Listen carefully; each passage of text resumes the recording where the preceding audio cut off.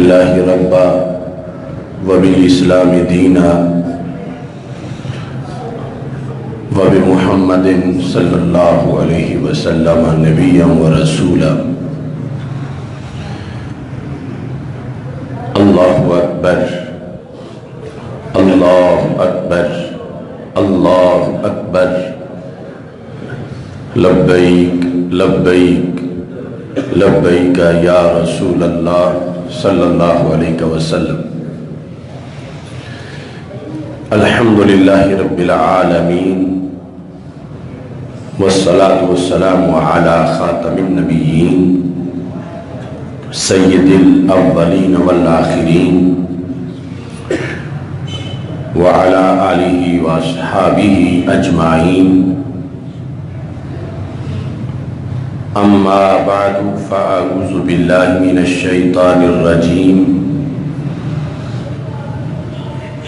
بسم اللہ الرحمن الرحیم۔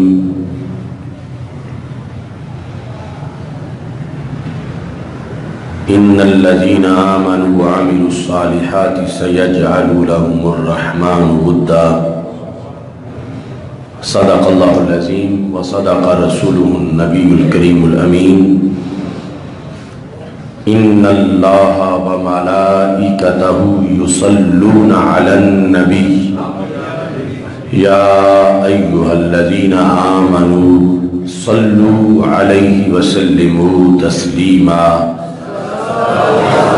الصلاة والسلام علیک یا سیدی یا رسول اللہ وعلی آلک واصحابک یا حبیب اللہ۔ الصلاة والسلام علیک یا سیدی یا خاتم النبیین وعلی آلک واصحابک یا اول النبیین و یا آخر النبیین۔ مولاي صلی وسلم دائما ابدا علی حبیبک خیر الخلق کلہم، منزہ عن شریک فی محاسنہ فجوہر الحسن فیہ غیر منقاسم، محمد تاج رسل اللہ قاطبۃ، محمد صادق الاقوال والکلم، محمد ذکرہ روح لانفسنا، محمد شکرہ فرد علی الامم۔ رب صلی وسلم دائما ابدا علی حبیبک خیر الخلق کلہم۔ اللہ تبارک و تعالی جل جلالہ وعم نوالہ وتم برہانہ وعظم شانہ وجل ذکرہ وعز اسمہ کی حمد و ثنا، اور حضور سرور کائنات مفخر موجودات زینت بزم کائنات دستگیر جہاں غم گسار زماں سید سرورام حامی بے کسام قائد المرسلین خاتم النبیین احمد مجتبی جناب محمد مصطفیٰ صلی اللہ علیہ وآلہ وصحابہ وبارک وسلم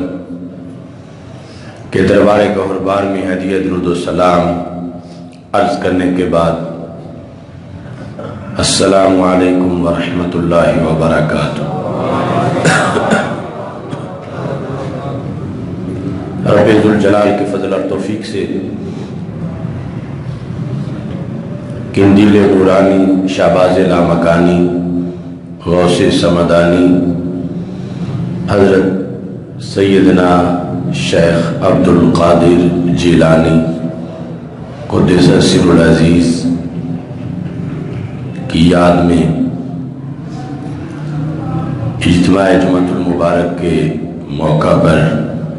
غوث اعظم کانفرنس کے اندر ہم موجود ہیں۔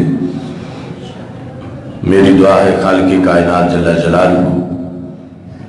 ہم سب کو قرآن و سنت کا فہم عطا فرمائے اور قرآن و سنت کے بلاغ و تبلیغ اور اس پر عمل کی توفیق عطا فرمائے۔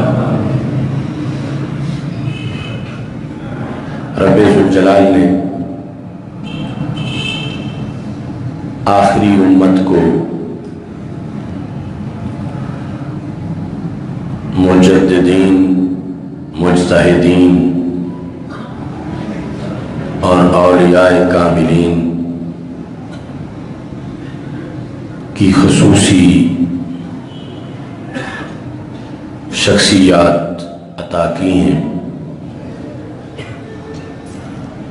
پہلے جس وقت معاشرے کے اندر بدی چھا جاتی تھی تو رب ذوالجلال کسی نبی یا رسول کو مبعوث کرتا تھا اور تب جا کر معاشرہ سدھرتا تھا۔ چونکہ ہمارے آقا حضرت محمد مصطفیٰ صلی اللہ علیہ وسلم آخری نبی ہیں، تو رب ذوالجلال نے آپ ہی کے نور سے قیامت تک کے لیے ہدایت کا سلسلہ جاری فرمایا ہے، اور اس کا طریقہ کار اس امت میں جو صرف اسی کی شان ہے کہ مجددین، مجتہدین خصوصی طور پر ان صدیوں کے اندر بھیجے گئے، اور قیامت تک وہ سلسلہ انشاءاللہ جاری رہے گا کہ جب بھی معاشرے کے اندر بگاڑ آیا تو اس امت کے نفوس قدسیہ نے اس کا مقابلہ کیا۔ ان عظیم ہستیوں میں سے ایک ہستی پیران پیر حضرت شیخ عبدالقادر جیلانی قدس سر العزیز کی ہستی ہے۔ آپ کا لقب ہی محی الدین ہے۔ احیاء دین کا کام آپ نے بڑے جامع انداز میں کیا۔ ہمارے آقا صلی اللہ علیہ وسلم نے جو فرمایا ہے علماء امتی کا انبیاء بنی اسرائیل، کہ میری امت کے علماء بنی اسرائیل کے انبیاء علیہ السلام کی طرح ہے۔ تو ان علماء سے مراد حضرت غوث اعظم رحمہ اللہ تعالی جیسے علماء ہیں، اور پھر جو تشبیہ دی ہے تو وہ تبلیغ دین میں تشبیہ دی ہے کہ جس طرح انبیاء بنی اسرائیل دین کی تبلیغ کرتے تھے اور وہ معاشرے سے اندھیرے دور کرتے تھے، اس طرح میری امت کے علماء بھی معاشرے سے بذریعہ تبلیغ دین اندھیروں کو دور کریں گے، اور قیامت تک کے لیے رب ذوالجلال نے یہ تبلیغ اور دین کا لوگوں تک پہنچانا، یہ شعبہ رب ذوالجلال نے میری امت کو عطا فرمایا ہے۔ حضرت غوث اعظم رحمہ اللہ تعالی آپ مادر ذات ولی ہیں، اور کرامات کے لحاظ سے ابن رجب حنبلی نے کہا کہ سیدنا شیخ عبدالقادر جیلانی رحمۃ اللہ علیہ کی کرامتوں پر اجماع منعقد ہے امت کا، یعنی اتنی کثرت سے آپ کی کرامتیں ہیں کہ یہ بیان میں ان پر اتفاق کرنے میں، ان کو ماننے میں امت میں اجماع پایا جاتا ہے، یعنی کوئی اس کا انکار نہیں کر سکا۔ یہاں تک کہ ابن تیمیہ نے بھی اپنے فتاویٰ کے اندر، فتاویٰ ابن تیمیہ میں حضرت غوث پاک رضی اللہ تعالیٰ عنہ کی کرامات کا ذکر کیا ہے بڑے اچھے الفاظ کے ساتھ۔ آپ کو رب ذوالجلال نے روحانی قوت جو عطا کی تھی وہ اتنی زبردست تھی کہ آپ نے خود قصیدہ غوثیہ میں یہ ارشاد فرمایا وَلَوْ أَلْقَيْتُ سِرِّي فِي بِحَارِي لَصَارَ الْكُلُّ غَوْرًا فِي الزَّوَالِ وَلَوْ أَلْقَيْتُ سِرِّي فِي جِبَالِي لَدُكَّتْ وَاخْتَفَتْ بَيْنَ الرَّمَالِ وَلَوْ أَلْقَيْتُ سِرِّي فَوْقَ نَارٍ لَخَمِدَتْ وَانْتَفَتْ مِنْ سِرِّ حَالِي وَلَوْ أَلْقَيْتُ سِرِّي فَوْقَ مَيْتٍ لَقَامَ بِقُدْرَةِ الْمَوْلَى تَعَالِي کہ جو میرا سر ہے یعنی میری روحانیت کا جو راز ہے، جو میری روحانیت کی قوت ہے، تحدیث نعمت کے طور پر حضرت غوث پاک رضی اللہ تعالی عنہ نے اس کا اظہار کیا۔ یعنی ویسے تو شریعت میں یہ ہے نا کہ اپنے منہ اپنی تعریف نہ کی جائے، لیکن کسی مقام پر اللہ کی نعمت کے شکر کے لیے اس کا اظہار کرنا بھی شریعت کا ہی حکم ہے۔ جس طرح حضرت یوسف علیہ السلام نے کہا اجعلنی علی خزائن الارض انی حفیظ علیم، کہ مجھے خزائن ارض پر تم مامور کر دو۔ مصر کے بادشاہ سے کہا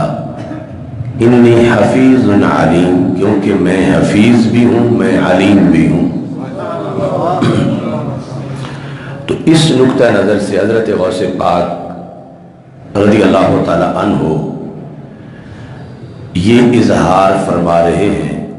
وَلَوْ أَلْقَيْتُ سِرِّي فِي بِحَارِي لَصَارَ الْكُلُّ غَوْرًا فِي الزَّوَالِ، کہ اگر میں اپنی ولایت کی تجلی سمندروں پہ گراؤں تو سارے سمندروں کا پانی خشک ہو جائے۔ وَلَوْ أَلْقَيْتُ سِرِّي فِي جِبَالِي، اگر میں اپنی روحانیت کی تجلی پہاڑوں پہ گراؤں لَدُكَّتْ وَاخْتَفَتْ بَيْنَ الرَّمَالِ، تو پہاڑ ریت بن جائیں، ان کی وہ سختی پختگی سب ختم ہو جائے۔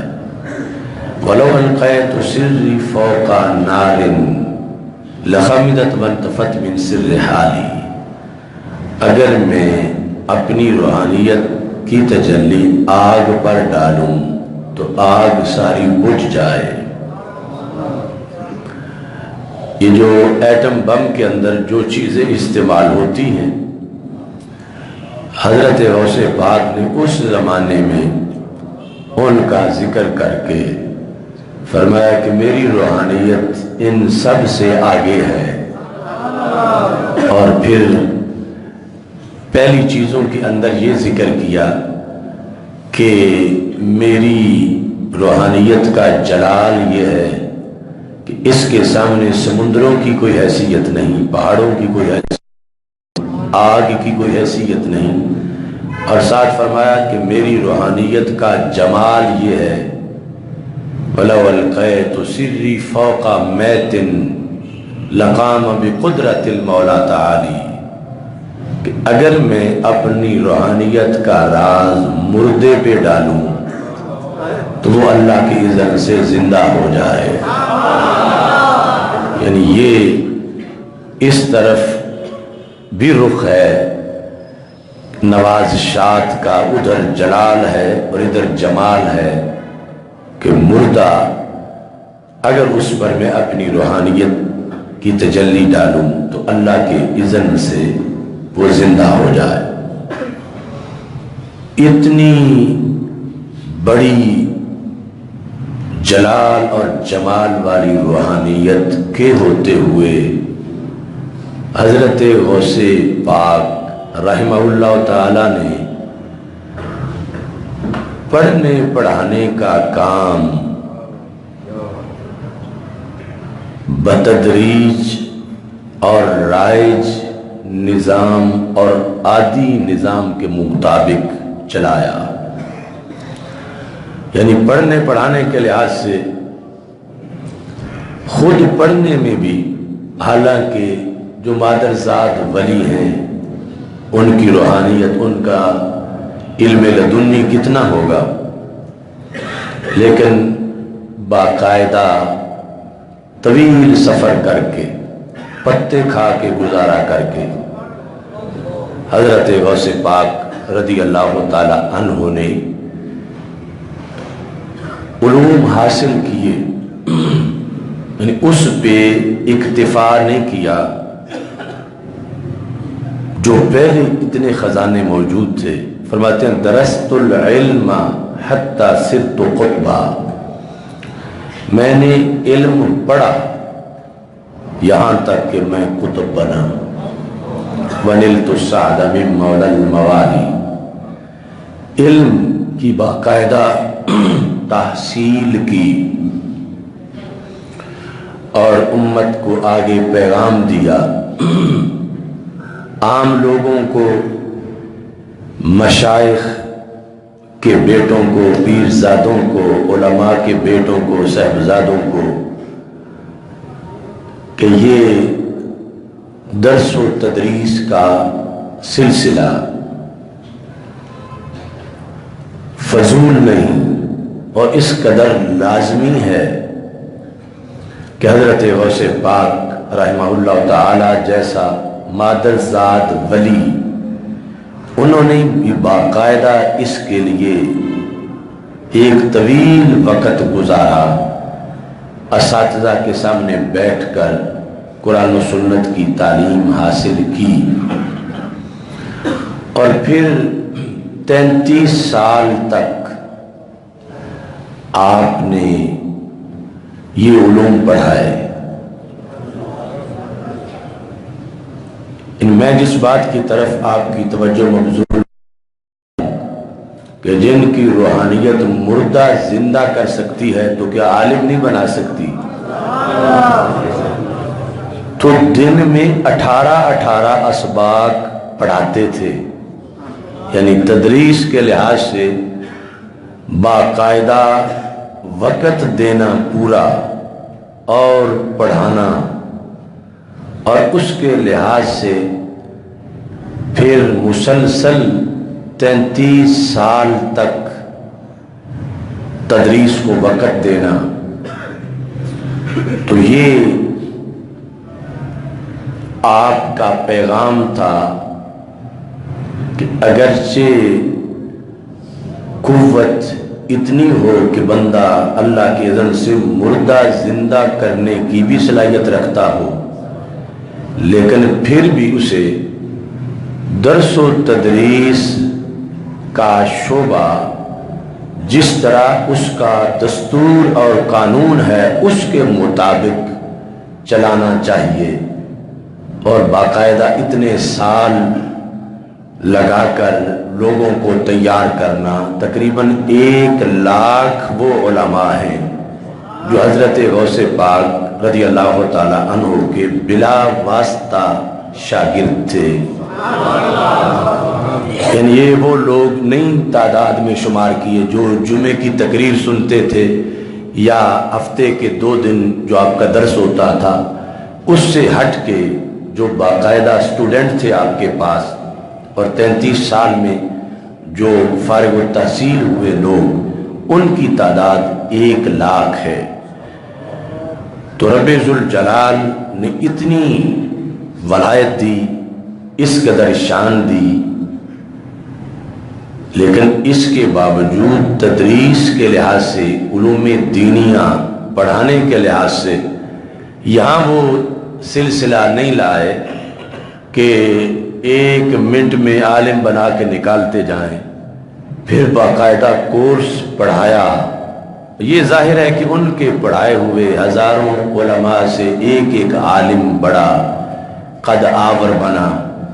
لیکن حضرت غوث پاک رضی اللہ تعالی عنہ نے درس و تدریس کے لیے اتنی زیادہ اہمیت اجاگر کی، اور یہ ایک سبق تھا بعد والے سجادہ نشینوں کے لیے، علماء کے لیے، اور جو اللہ تعالیٰ کی عادت جاری ہے اس کے مطابق یہ وقت دے کر پڑھا کر علماء کو تیار کرنا۔ میں یہ سمجھتا ہوں کہ شاید اس میں یہ راز تھا، ورنہ ایک ایک تجلی سے علماء تیار کرتے جاتے، یعنی یہ باقاعدہ پڑھا کے کتابیں، یہ جو ہمارے درس نظامی کے علوم و فنون ہیں، یہ سب کی باقاعدہ ان کے پیریڈ لگتے تھے،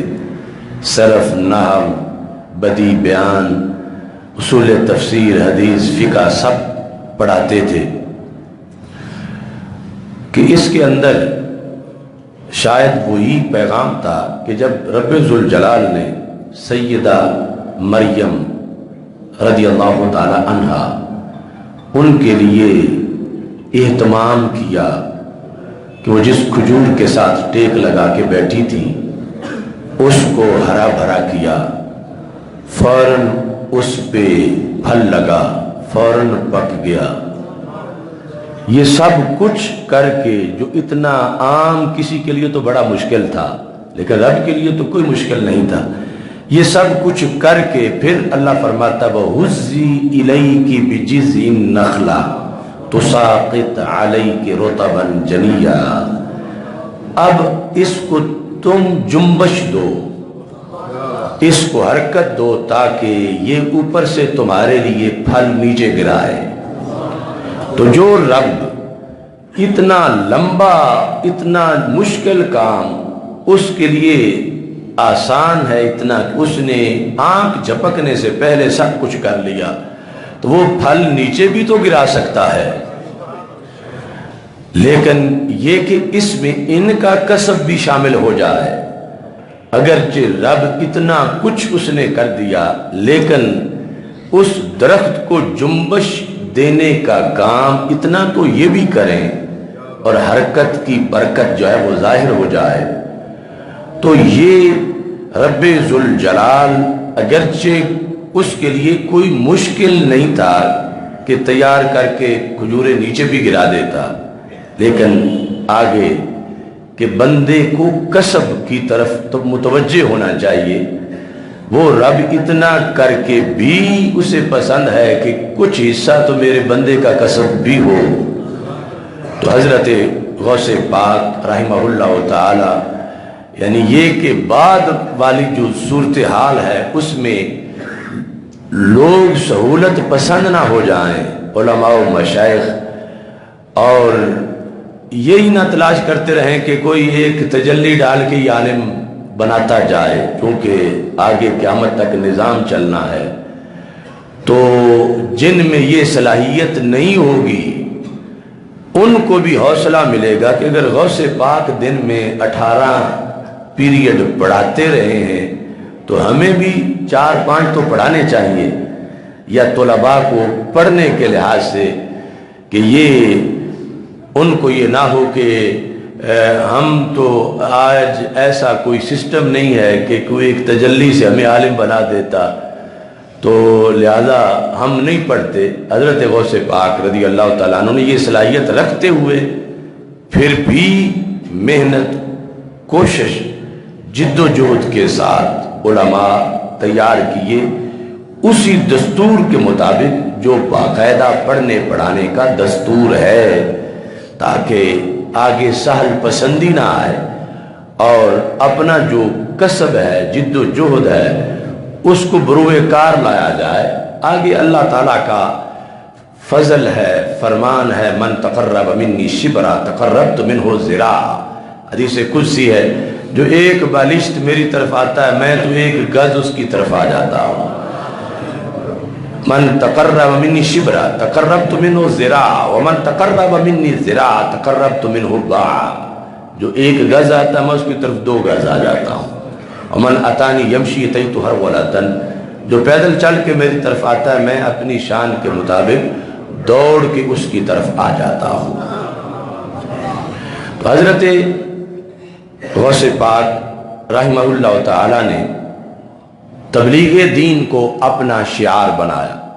اور آپ محی الدین قرار پائے، دین کو زندہ کرنے والے. دین پر چونکہ ہر وقت حملوں کا ہونا یہ ایک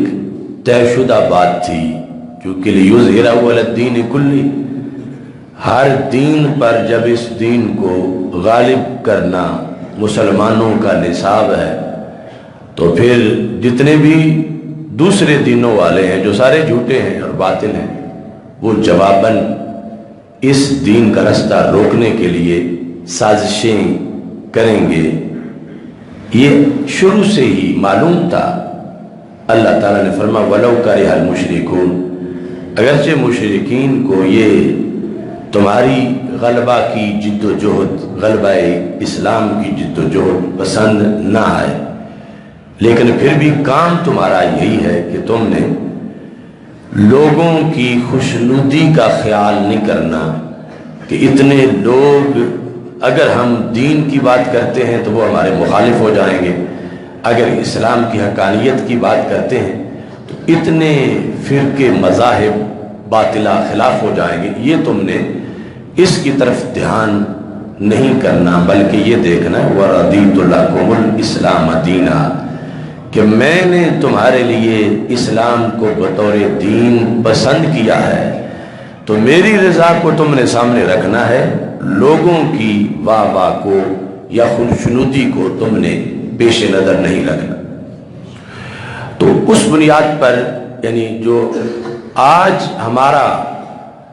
معاشرہ ہے اس کے اندر حضرت غوث پاک رحمہ اللہ تعالی کی جو احیاء دین کی تحریک ہے کہ جب دین کے اندر اہل دین میں کمزوری آ جائے، دین پر عمل کرنے کے لحاظ سے، دین تو ہمیشہ ہی پاورفل ہے لیکن اہل دین کمزور ہو جاتے ہیں تو پھر یہ بھی کہہ دیا جاتا ہے کہ مجازن کے دین کمزور ہو گیا، حالانکہ دین تو شاذور ہے شروع سے ہی. اہل دین اس پر عمل کرنے کے لحاظ سے طاقتور ہوتے ہیں تو پھر دین غالب آ جاتا ہے، اور عمل چھوڑتے ہیں، تھوڑا کرتے ہیں تو پھر دین جو ہے مغلوب ہو جاتا ہے. تو ہمارے آقا صلی اللہ علیہ وسلم نے فرمایا کہ من احیا سنتی عند فساد امتی فلہ اجر 100 شہید، کہ جس نے فساد کے وقت یعنی جب دین ختم ہو رہا ہو اس کے احکام پر عمل، اس وقت جس نے ایک سنت کو بھی زندہ کیا اللہ اس کو 100 شہیدوں کا ثواب عطا فرمائے گا. احیاء دین اتنا بڑا کام ہے. من عامل بسنتی عند فساد امتی فلہ اجر 100 شہید. اور دوسری طرف فرما من جاءہ الموت وہو یطلب العلم لیحیی بہ الاسلام بینہ و بین النبیین درجۃ واحدہ فی الجنہ، کہ جس شخص کو اس جد و جہد میں موت آ گئی کہ ابھی وہ دین پڑھ رہا تھا تاکہ پڑھ کے پڑھائے، تاکہ پڑھ کے لوگوں تک پہنچائے، تاکہ دین پڑھ کے اس کی پھر کتابیں لکھے، دین کے لحاظ سے لوگوں کو تیار کرے، لیکن ابھی پڑھ ہی نہیں تھا تو فوت ہو گیا. مگر پڑھ کیوں رہا تھا؟ لیحیی بہ الاسلام، کہ وہ اسلام کو زندہ کرنا چاہتا. اسلام کو زندہ کرنے کی نیت سے وہ پڑھ رہا تھا. تو ہمارے آقا صلی اللہ علیہ وسلم فرماتے ہیں اگرچہ اس نے تو پڑھا ہی نہیں سارا، آگے جو کام کرنا تھا وہاں تک تو پہنچے ہی نہیں، لیکن نیت چونکہ احیاء اسلام کی تھی تو یہ اتنے بڑے کام کی نیت ہے کہ قیامت کے دن اس طالب علم اور اللہ کے انبیاء علیہ السلام کے درمیان صرف ایک درجے کا فرق باقی رہ جائے گا. بینہ و بین النبیین درجۃ واحدہ فی الجنہ، ایک درجہ، اگرچہ وہ بھی بہت بڑا ہے، زمین سے آسمان جتنا اونچا ہے اتنا جنت کا ایک درجہ ہے، مگر یہ بات قابل غور ہے کہ وہ کتنے درجے کراس کر کے اوپر چلا گیا. ایک درجہ باقی رہ گیا اس میں، اور انبیاء علیہ السلام میں حالانکہ وہ پڑھ سکے ہی نہیں سارا اور وقت ہی نہیں ملا، اس کو موت آ گئی، لیکن نیت یہ تھی احیاء دین کی کہ دین کو زندہ کیا جائے. اور نیت المؤمن خیر من عملہ، رسول پاک صلی اللہ علیہ وسلم فرماتے ہیں مومن کی نیت اس کے عمل سے افضل ہے. اس کی وجوہات محدثین نے جو بتائیں ان میں سے ایک یہ ہے کہ عمل کا تو دائرہ محدود ہے اور نیت اس سے بھی آگے ہے. مثلا عمل میں تو ہم میں سے کوئی 60 سال نماز پڑھے، کوئی 70 سال، کوئی 80 سال، کوئی 1 صدی، لیکن نیت تو یہ بھی کی جا سکتی ہے کہ اگر میں 1000 سال زندہ رہوں تو میں نماز پڑھوں گا. تو اگر یہ نیت اس کے جو معمولات ہیں اس کے منافی نہیں ہے، منافی کب ہوگی کہ جب اب تو پڑھتا نہیں اور نیت یہ ہے کہ میں 1000 سال پڑھوں گا، تو پھر وہ نیت مانی نہیں جائے گی. ہے کہ اب بڑا عاشق نماز ہے، نماز بالکل نہیں چھوٹنے دیتا، اور آگے یہ نیت کر رہا ہے کاش کہ رب مجھے 1000 سال زندہ رکھے تو میں 1000 سال نماز پڑھوں، تو سرکار کے فرمان کے مطابق اسے 1000 سالہ نماز کا ثواب مل جائے گا. جبکہ عمل تو تھوڑا ہے، خواہ 50 سال 60 سال، لیکن نیت یہ ہے نیت المؤمن خیر من عملہ. تو اس حدیث کے اندر جو اس کی نیت ہے احیاء اسلام کی، احیاء دین کی، اور آگے لگا ہوا تھا، یہ نہیں نیت کر کے پھر سو گیا تھا، پڑھائی چھوڑ دی تھی، دن رات وہ محنت کر رہا تھا کہ میں پورا پڑھ جاؤں تاکہ میں معاشرے سے اندھیرے دور کروں. اسی دوران اسے موت آ گئی. تو یہ رستہ ایسا ہے کہ جہاں کی ہوئی جد و جہد فضول نہیں جاتی، نیت کی بنیاد پر اسے منزل تک پہنچنے کا ثواب مل گیا ہے. بینہ و بین النبیین درجۃ واحدہ فی الجنہ. تو ہمارے ماحول میں چونکہ ہم سوچ نہیں سکتے کہ کہاں کہاں سے جڑیں کاٹی جا رہی ہیں، کہاں کہاں سے ملت کی کشتی میں سوراخ کرنے والے کر رہے ہیں کہ یہ ڈوب جائے معاذ اللہ، کہاں کہاں سے کتنے طریقوں سے ہماری نسلوں کو لا دین بنانے کے لیے، بے دین اور ملحد بنانے کے لیے دن رات سازشیں ہو رہی ہیں. کتنے ایسے زہر ہیں جن پر مٹھاس لگا کے امت کو کھلایا جا رہا ہے. کتنے ایسے مقامات ہیں جہاں کنویں کو مینار اور مینار کو کنواں قرار دیا جا رہا ہے. تو اس بنیاد پر یعنی ہر فرد امت کے لیے یہ ضروری ہے کہ وہ احیاء دین کے لیے اپنا کردار ادا کرے. یعنی حضرت غوث پاک رحمہ اللہ تعالی نے اپنے مریدین کے لیے یہ پیغام چھوڑا ہے کہ وہ احیاء دین کے لیے خود بھی شریعت پہ عمل کریں اور اوروں تک بھی یہ پیغام پہنچائیں. رجالی فی حواجرہم سیام وفی ظلم اللیالی کلالی. یعنی جہاں آپ نے اپنے مرید کے لیے اپنا سہارا بتایا اور اس کو لوگ پڑھ پڑھ کے خوش بھی ہوتے ہیں، تو وہاں آپ نے مرید کو ایک نصاب بھی دیا کہ اگر میرا مرید ہے تو پھر یہ تم نے کرنا ہے۔ ادھر یہ ہے مریدی لا تخف اللہ ربی اتانی رفعتا نلت المنالی، مریدی لا تخف واشن فانی عزوم قاتل عند القتال، کہ میرے مرید تجھے ڈرنے کی کوئی ضرورت نہیں، رب نے مجھے طاقت دی ہوئی ہے کہ جب تجھے مشکل پیش آئے گی تو میں پہنچ جاؤں گا۔ اور ساتھ کا رجالی فی حواجرہم سیام، کہ جو میرے مرید ہیں جن کو میں خوشخبری سنا رہا ہوں ان کا نصاب کیا ہے کہ وہ میرے مرید ہوں گے اور میرے مریدین کی لسٹ میں وہ شامل ہوں گے۔ رجالی فی حواجرہم سیام، جس وقت خواہشات کا بازار جوش پر ہو تو اس وقت میرے مرید ہر گناہ سے بچاؤ کا روزہ رکھ لیتے ہیں۔ حواجر یہ ہے کہ وہ وقت دوپہر کا کہ جب دھوپ بڑی تیز ہو اور بندے کو پیاس لگی ہوئی ہو اور دل کرے کہ میں پانی پی لوں، تو اس وقت روزے دار جو ہے وہ پانی نہیں پیتا کیونکہ اس نے روزہ رکھا ہوا۔ تو جس طرح دوپہر کا وقت جو ہے گرمی کے اندر اس میں طلب ہے پانی کی، تو ایسے ہی ہر عضو کے لیے ایک دھوپ ہے اور ہر عضو کے لیے ایک اس کی گناہ کی ڈیمانڈ ہے۔ وہ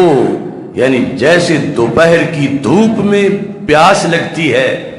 ایسی آنکھ کے لیے بھی ایک دھوپ ہے جس دھوپ میں اس کو یہ بے چینی ہے کہ میں اس کی طرف دیکھوں جس کی طرف دیکھنا رب نے حرام کر رکھا ہے، میں وہ سنوں جو سننا رب نے حرام کر رکھا ہے۔ یعنی اس طرح کی صورتحال کہ گناہوں کا اتنا دور دورہ اور اس قدر انسان کے اندر اس میں ملوث ہو جانے کے لیے بے چینی جب پائی جاتی ہے، تو غوث پاک فرماتے ہیں میرے مرید اتنے دلیر ہیں، یہ اس ماحول میں روزہ رکھ کے ثابت کر دیتے ہیں کہ ان کا دھیان ان چیزوں کی طرف نہیں ہے، نہ ان کی آنکھ گندی ہوتی ہے نہ ان کے کان گندے ہوتے ہیں،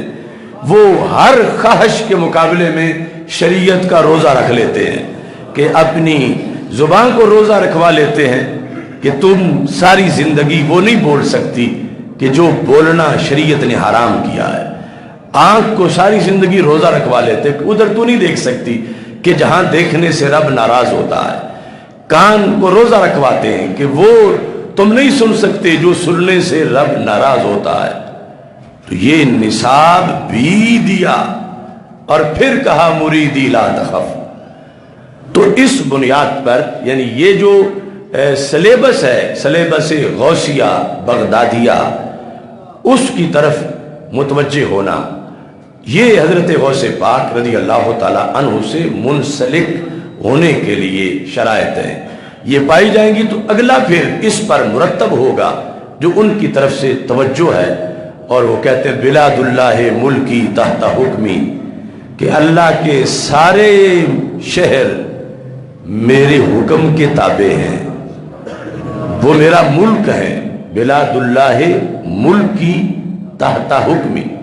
اور دوسرے میں نظرت الی بلاد اللہ جمعاً کخردلۃ علی حکم اتصالی، کہ میں اللہ کے سارے شہروں کو یوں دیکھ لیتا ہوں جس طرح کے ہاتھ پہ رائی کا دانہ ہوتا ہے۔ تو یہ ساری آگے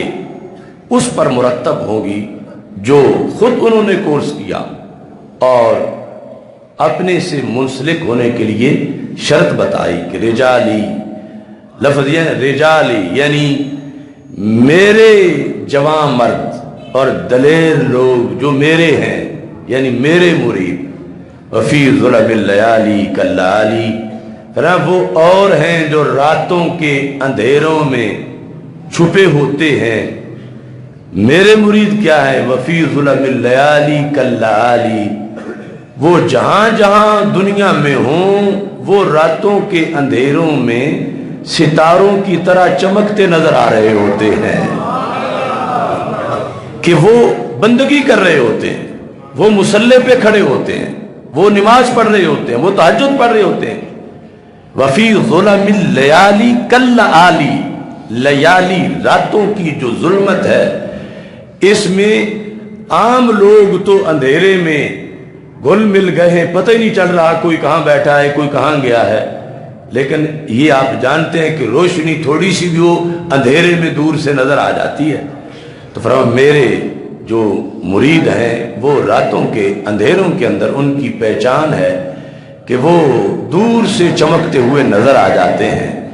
کہ یہ شیخ عبد القادر جیلانی سے تعلق رکھتے ہیں، اور اس تعلق کی بنیاد پر یہ شہوتوں اور خواہشات کی سواری نہیں ہے کہ ان پہ خواہشات اور شہوتیں سوار ہو جائیں، بلکہ یہ اپنی نفس کشی کرتے ہیں اور خواہشات کی خلاف ورزی کرتے کرتے یہ تجرد کی طرف آتے ہیں، اور حضرت غوث پاک رضی اللہ تعالی عنہ انہیں اپنی طرف پھر منسوب فرماتے۔ تو اس میں فتنوں کے مقابلے میں آج کے حالات کے اندر ہم عجم میں، مثلا یہ جو اس وقت میں اردو میں تقریر کر رہا ہوں، جب اسلام عجم میں آیا تو کافی وقت تک خطبہ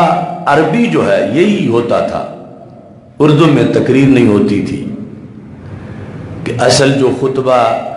یعنی مسجد نبوی شریف میں ہمارے آقا صلی اللہ علیہ وسلم نے شروع کیا تو وہ جمعے کے 2 خطبے ہیں جو ہم اذان کے بعد دیتے ہیں، تو ایسے ہی نظام رائج تھا بر صغیر میں، لیکن پھر ضرورت محسوس کی گئی کہ یہ اجتماع ہوتا ہے ہمارا 1 ہفتے کے بعد، تو اس کا فائدہ حاصل کرنا چاہیے کہ جن لوگوں کو عربی کا نہیں پتا کہ کیا پڑھا جا رہا ہے تو ان کے لیے ان کی بولی میں پنجابی یا اردو یا فارسی میں پھر تھوڑی سی تقریر کی جائے۔ تو اس کا طریقہ یہ تھا کہ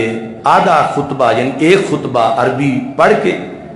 دوسرے خطبے سے پہلے درمیان میں تقریر کی جاتی تھی،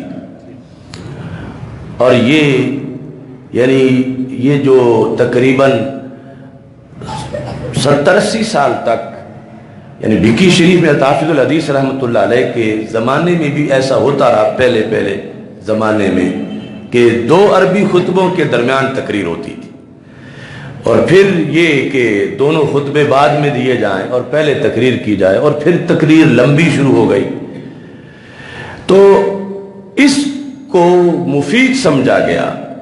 اس کے ذریعے سے لوگوں کی ذہنی تربیت ہوئی، اس کی وجہ سے لوگ دین سے واقف ہوئے، اس کی وجہ سے بر صغیر میں دین سمجھنے والوں میں قوت آئی، اور انگریز کے زمانے سے پھر یہ ضرورت انہوں نے محسوس کی کہ یہ جو خطبہ اردو یا پنجابی والا ہے اس کو کنٹرول کیا جائے، یعنی یہ کہ یہ پڑھا ہوا خطبہ دیں، لکھا ہوا، اس کو پڑھ کر جو حکومت کہے وہ بتائیں، چونکہ اپنے طور پر اگر آزادانہ قرآن و سنت سے بتائیں تو پھر یہ کنٹرول میں نہیں ہو سکتے۔ یہ انگریز کی سوچ تھی بر صغیر کے لیے، لیکن آج تک اس کو عملی جامہ نہیں پہنایا جا سکا، اور انشاءاللہ نہیں پہنایا جائے گا، کہ خطبہ سرکاری نہیں ہوگا، خطبہ سرکار مدینہ صلی اللہ علیہ وسلم کا ہی ہوگا۔ تو یہ ایک قوت بن گئی دین کی کہ درس نظامی پڑھنے کے لیے وقت نہیں سب کے پاس، تو یہ جمعے کا جو اجتماع ہے وہ عربی خطبہ اپنی جگہ جمعے کے لحاظ سے لازم ہے، لیکن لوگوں سے ہم کلام ہونا چاہیے، اور جو کرنٹ ایشوز ہوں ان سے ان کی رہنمائی کرنی چاہیے۔ پھر ہمارے عرف میں بالکل بعد میں آ کر ضرورت اب جب ادھر سے مثلا حملہ 1000 ہو رہا ہے روزانہ اور ہم ہفتے کے بعد تھوڑا سا بچاؤ کی بات کریں تو یہ کہاں پورا پڑے گا؟ تو پھر مزید اس کے پیش نظر یہ سوچا گیا کہ یہ جنازے میں جو مسلمان اکٹھے ہوتے ہیں تو چند منٹ اس وقت بھی ان کو دین کی بات بتائی جائے، دل موم ہوتے ہیں، کچھ نہ کچھ سمجھ جائے گی۔ پھر یہ کہ جو کل شریف کا ختم ہے اس میں بھی تو تقریر ہونی چاہیے، چیلم شریف میں تقریر ہونی چاہیے اردو کے اندر۔ اب اس پر قوم آ گئی اور اس کو ثواب سمجھنے شروع ہو گئے عام لوگ بھی، اور یہ کہ ہمارے جانے والے کے لیے اس میں بہتری ہے، آئے ہوئے لوگوں کو کچھ نہ کچھ پتہ چل جائے گا۔ تو میں یہ سوچتا ہوں یہ غمی کے موقع پر اگر ہمیں نیکی کی ضرورت ہے تو شادی کے موقع پر کیوں نہیں ضرورت؟ یعنی اگر غمی کے موقع کا مجمع ہم چاہتے ہیں کہ ادھر سے جو تیر برس رہے ہیں شیطانوں کی طرف سے تو کچھ نہ کچھ تو ہم پٹی باندھیں، کچھ نہ کچھ تو بچاؤ کریں، تو جیسے مرگ ہے مومن کو وہاں بھی نیکی کی ضرورت ہے جانے والے کے لیے اور پچھلوں کے لیے، تو مومن کی تو شان ہے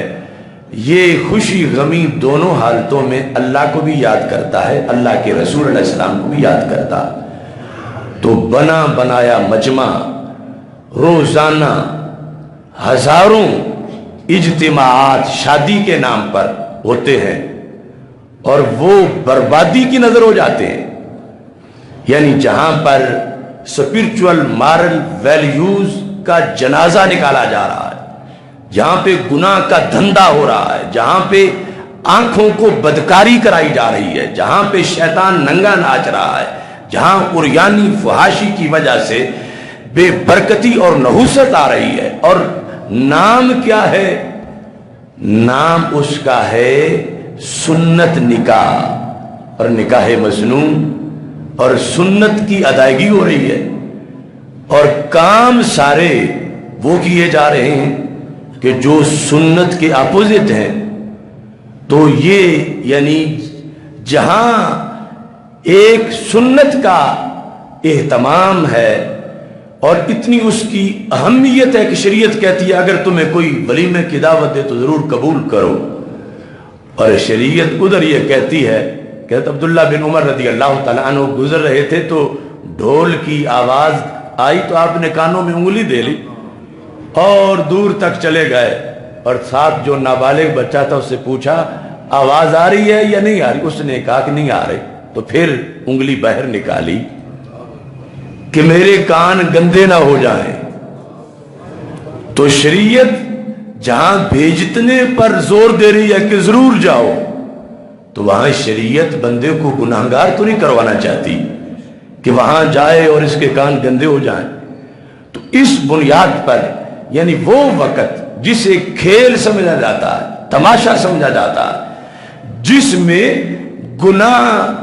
کی شاید کچھ لوگ چھوٹ سمجھ لیتے ہیں کہ آگے پیچھے تو ہم حاجی نوازی ہیں لیکن آج چونکہ شادی ہے، تو اس کے اندر شیطان نے ورگلایا ہوتا ہے اس کو، تو ڈبل نقصان ہو رہا ہے۔ ایک تو یہ کہ شریعت کی دھجیاں اڑائی جا رہی ہیں،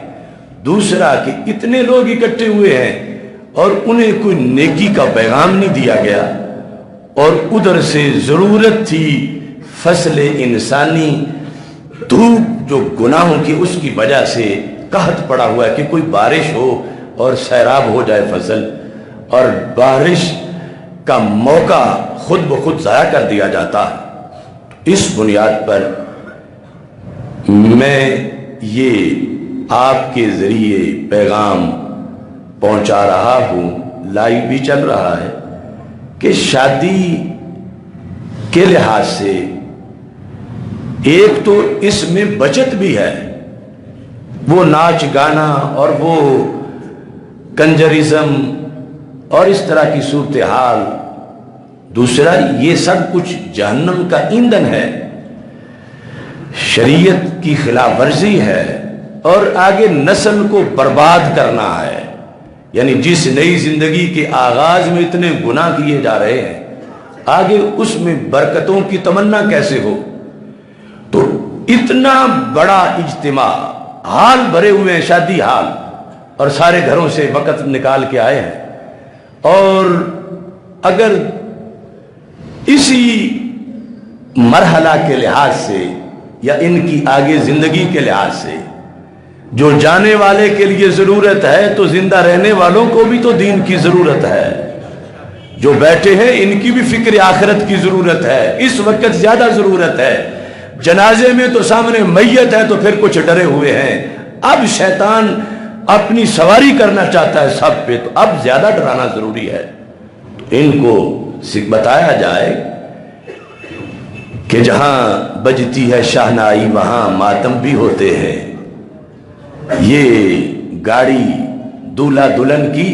کبھی یہی موت گاڑی بھی ہوگی، اس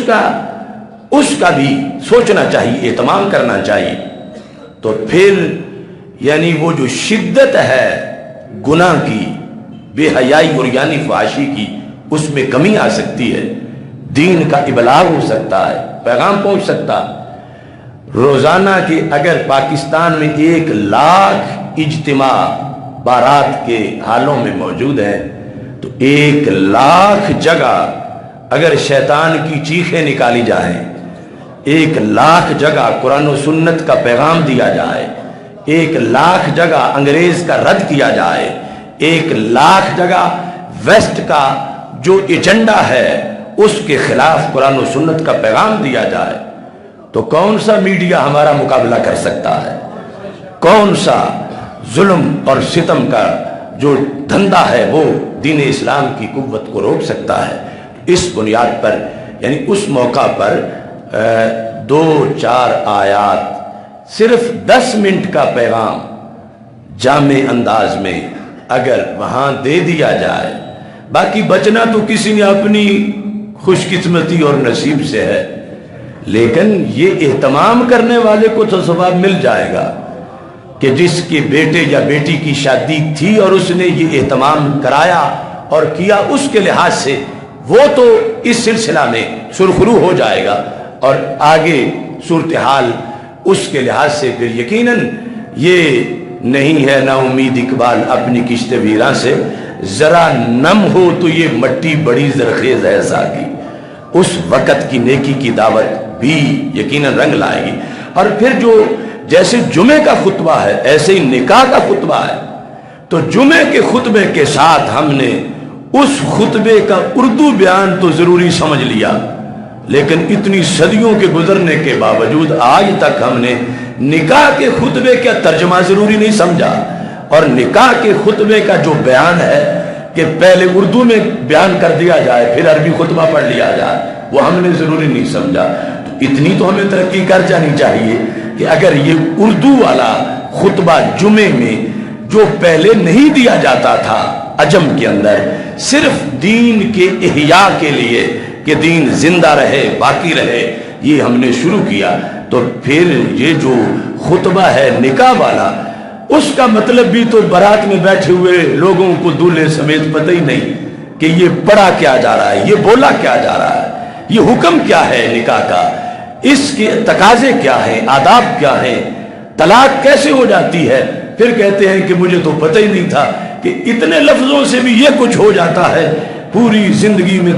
فرق پڑ جاتا ہے۔ تو یہ اسلام میں ویسے بھی یعنی جس طرح نماز فرض ہے، ایسے ہی بالغ مرد پہ نکاح طلاق کے مسائل کو سمجھنا بھی فرض ہے، اسی نقطہ نظر کا فرض ایک جیسا۔ تو اس بنیاد پر ان باتوں کی طرف ہمیں متوجہ ہونا چاہیے۔ اللہ تعالی ہم سب کا حامی و ناصر ہو۔ وآخر دعوانا الحمدللہ۔